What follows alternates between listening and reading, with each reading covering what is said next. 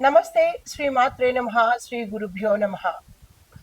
మనకి మే నెలలో శని భగవానుడి యొక్క జయంతి అనగా పుట్టినరోజును మన హిందువులందరము చాలా చక్కగా, ఎంతో వైభవపేతంగా, ఎంతో భక్తి ప్రధానంతో మనం జరుపుకుంటూ ఉంటాము.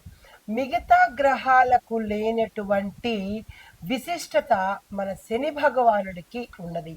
మిగతా గ్రహాలుగానే మనము పూజించుకుంటాము, పరిహారాలు చేసుకుంటాము, జపాలు చేసుకుంటాము.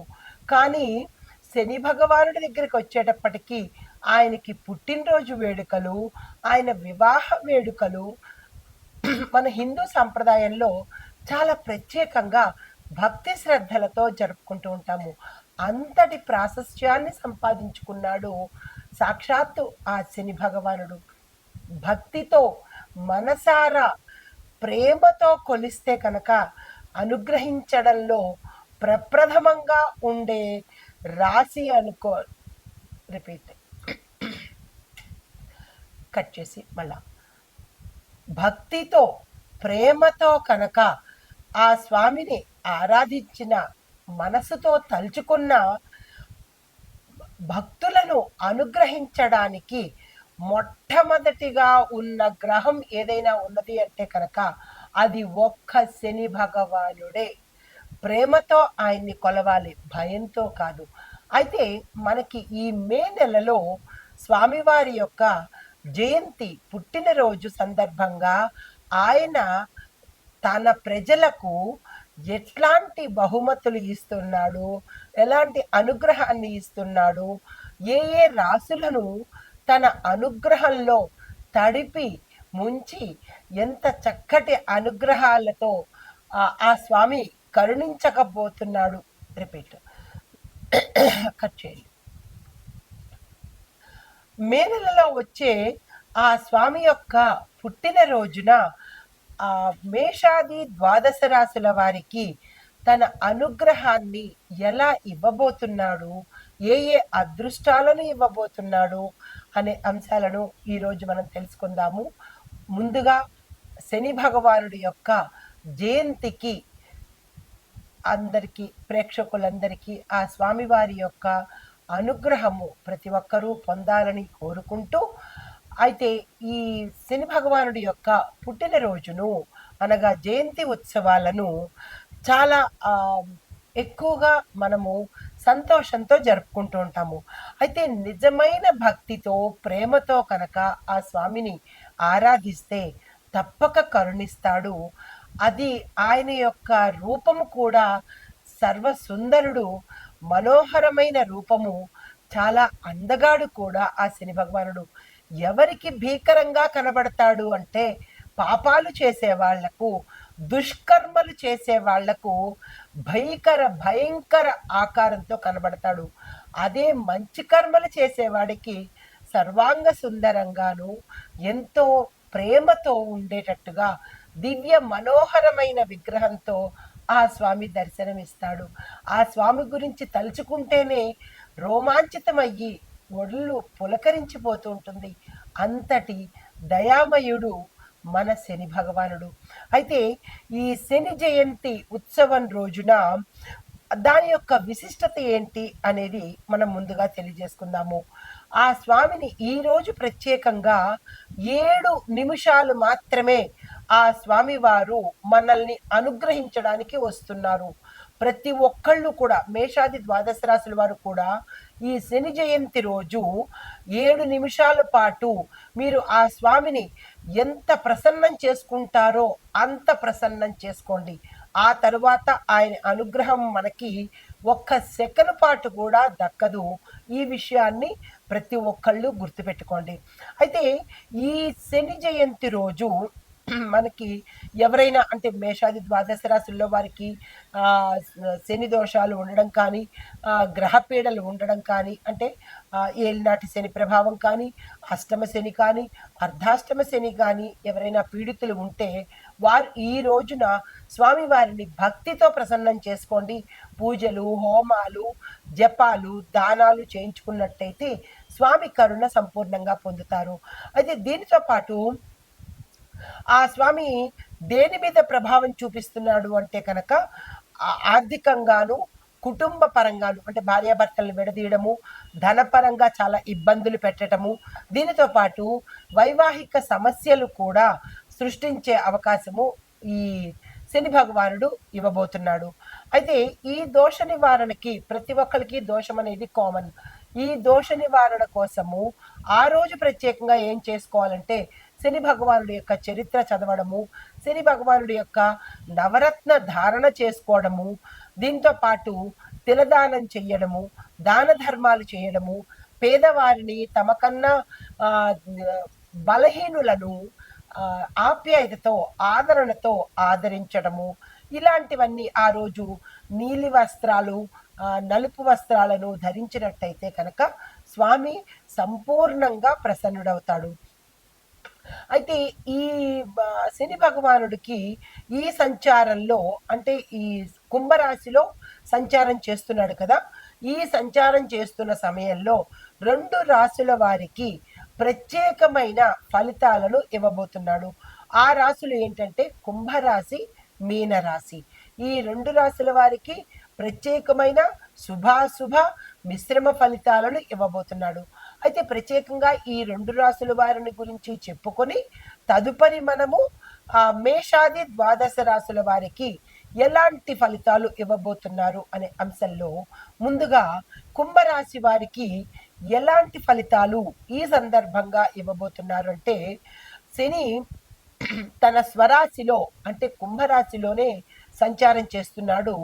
దానికి బలమైన స్థానంలో శని ఉన్నాడు కాబట్టి ఫలితాలు ఎలా ఉంటున్నాయంటే, కుంభరాశి వారిని శని యొక్క అతి ప్రభావితం చేస్తుంటాడు. దీని పరంగా వాళ్ళకి 5 సంవత్సరాల పాటు మానసిక ఒత్తిడి ఉంటుంది, ఆరోగ్య సమస్యలు ఉంటాయి, ఆర్థిక ఒడిదుడుకులు కూడా ఎక్కువగా ఉంటూ ఉంటాయి.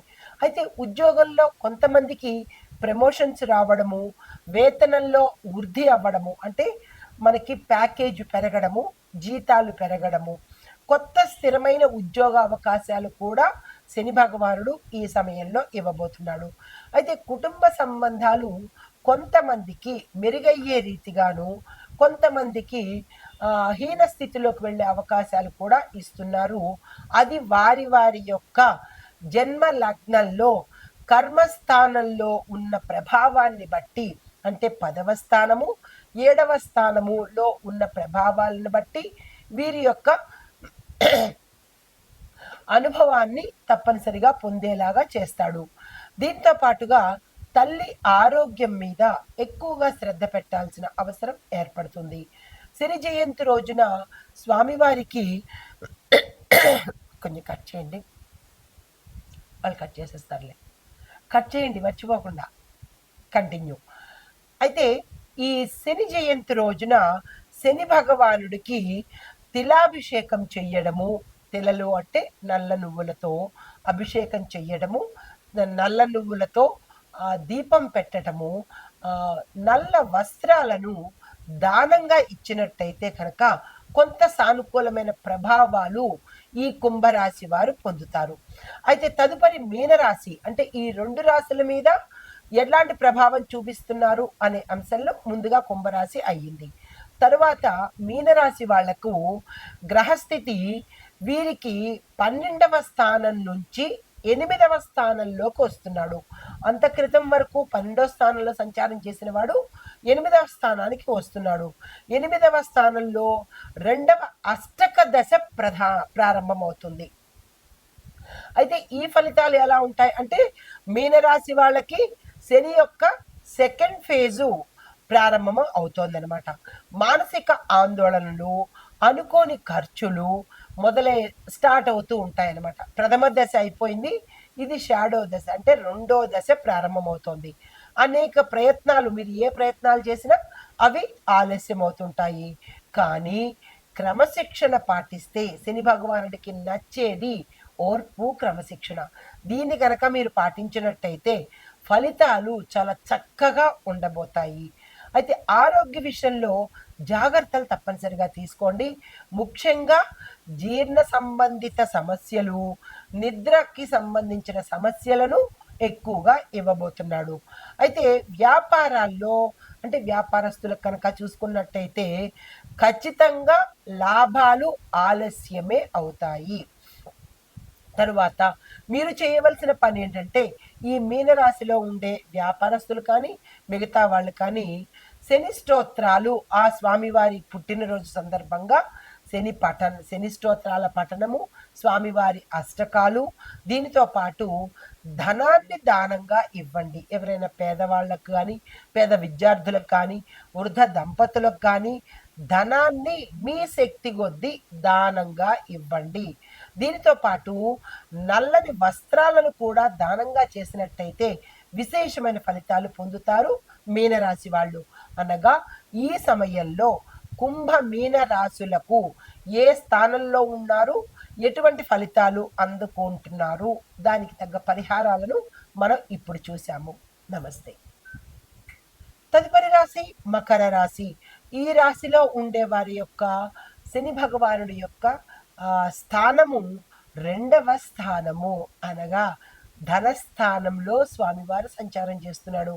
అయితే ఈ ధనస్థానంలో సంచారం చేయడం వల్ల మీకు అర్థమయ్యే ఉంటుంది కదా, ధన సంబంధిత వ్యవహారాలలో విశేషమైన ఫలితాలను ఇవ్వబోతున్నాడు. అయితే మీరు కనుక రుణాల కోసం వెళ్ళేటట్టయితే కనుక అక్కడ మీకు జాప్యం అయ్యేటట్టు, నష్టపోయేటట్టు కనబడుతోంది. జాగ్రత్తలు తీసుకోండి. ఏదైనా రుణాల కోసం వెళ్ళాలన్నప్పుడు మాత్రము ఒకంత ఆలోచన చేసి వెళ్ళండి. అక్కడ మీకు లేట్ అయ్యే అవకాశం కనబడుతోంది. అయితే కుటుంబంలో అంటే ధనపరంగా స్వామివారి యొక్క అనుగ్రహము మీకు చాలా ఎక్కువగా ఉంది.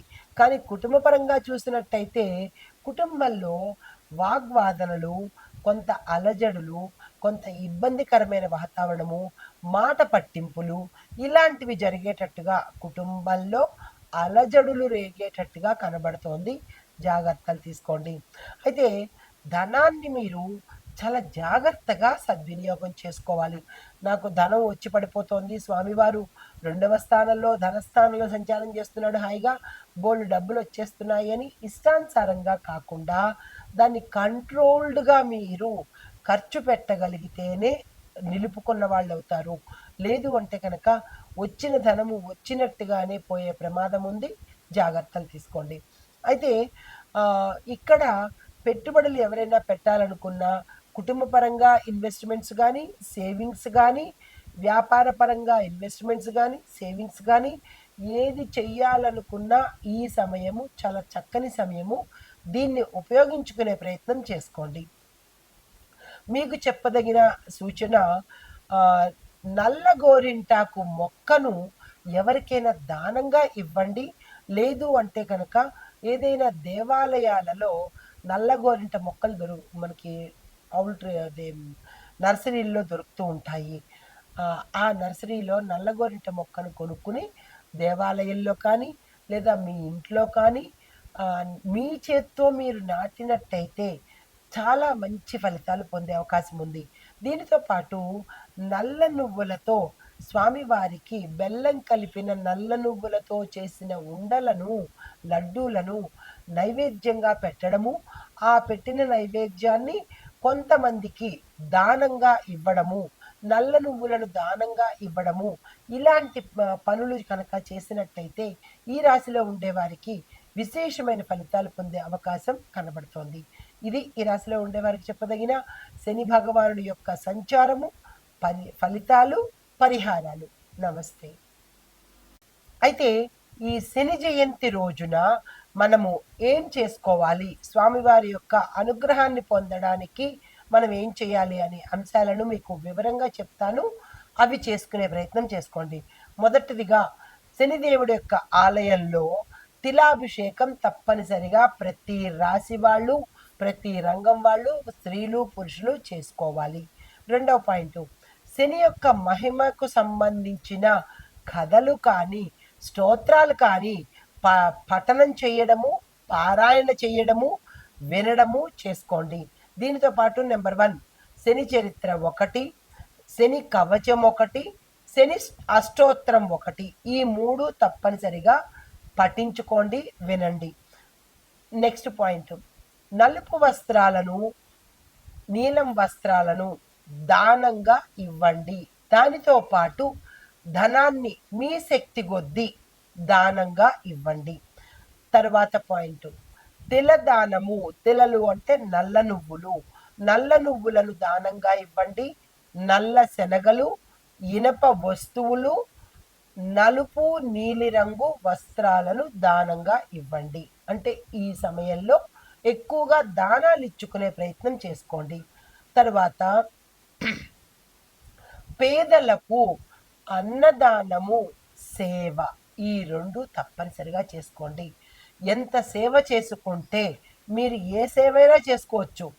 ధనం ఇచ్చే సేవ, అన్నం పెట్టే సేవ, వస్త్రాలు ఇచ్చే సేవ, లేదు అంటే వారితో మాట సాయము, వారి దగ్గర కూర్చుని వారితో మీ వారి యొక్క సమస్యలు వినడము, మీకు తోచిన సహాయము చెయ్యడము, ఇలాగ పేదవారితో కలిసి ఆ రోజు సేవా కార్యక్రమాలు చేసినట్టయితే కనుక ఈ పరిహారాలు అంటే ఈ చెప్పిన పరిహారాలు అనుకోవచ్చు, సూచనలు అనుకోవచ్చు, చేసినట్టయితే కనుక శని భగవానుడు విశేషంగా సంతోషపడతాడు. ఆయన యొక్క అనుగ్రహాన్ని ప్రతి ఒక్కళ్ళ మీద, అంటే కర్మను తగ్గించి, బాధను తగ్గించి అనుభవింపజేస్తాడు. కానీ అంటే దాని యొక్క అనుభవించే శాతం కూడా తగ్గించేటట్టుగా చేస్తాడు. ఈ సమయంలో ప్రతి ఒక్కళ్ళు శని భగవానుడి యొక్క అనుగ్రహానికి పాత్రులు కావాలి అని కోరుకుంటూ శని జయంతి శుభాకాంక్షలతో నమస్తే.